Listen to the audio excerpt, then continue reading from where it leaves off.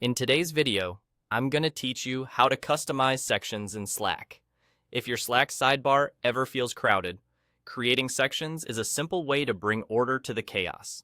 In just a moment, I'll show you exactly where to click and what to choose, so you can group related conversations in a way that works for you. Start by making sure you're on the Home tab in Slack.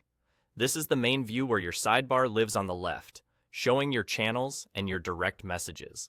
That left pane is where we'll be working.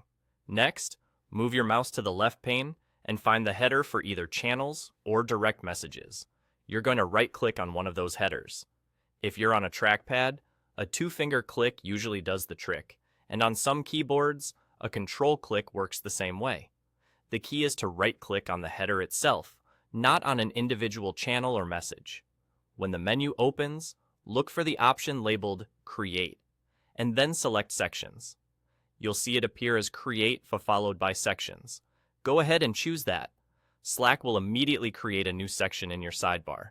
Think of this section as a flexible container. It's there to help you organize and group both direct messages and channels in a way that keeps your work focused and easy to navigate. Whether you're juggling multiple projects, separating internal conversations from external ones, or just trying to keep priority items front and center, sections make that possible without changing how your conversations actually work. A quick reminder on context: sections live right in your sidebar, so they're always visible when you're in the Home tab.